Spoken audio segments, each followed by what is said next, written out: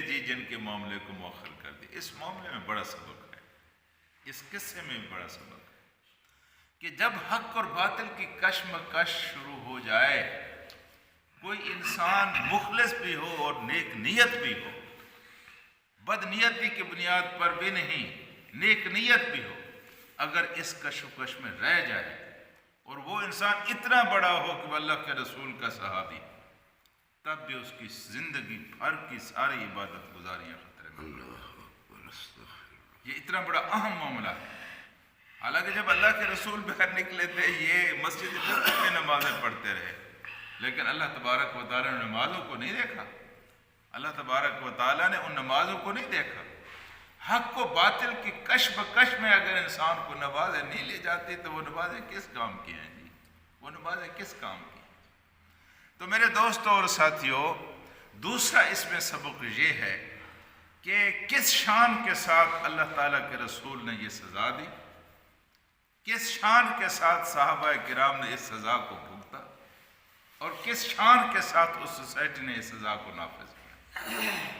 ان میں سے ہر ایک کردار ایسا کردار ہے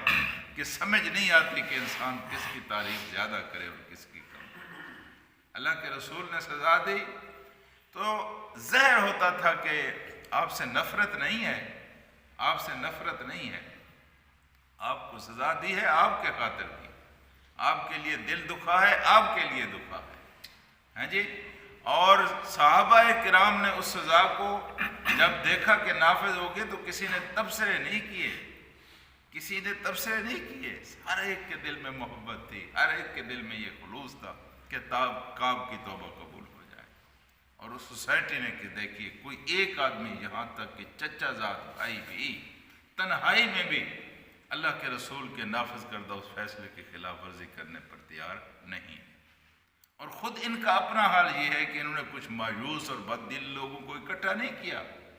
کوئی جتھا بازی نہیں کی کہ اللہ کے رسول کے خلاف اور مسلمانوں کے خلاف ایک محاذ بنایا جائے۔ اور وقت کا ایک بادشاہ ان کو دعوت دے رہا ہے، اس بات کو جھونک دیا ہے۔ یہ وہ صالح و خوبصورت سوسائٹی تھی جو محمد رسول اللہ صلی اللہ علیہ وسلم،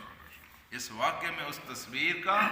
اس سوسائٹی کا سارا منہ سامنے آ جاتا ہے کہ کس طرح کے اصحاب تھے اور کس طرح کے وہ لوگ تھے جس کو رسول کریم صلی اللہ علیہ وسلم نے تیار کیا۔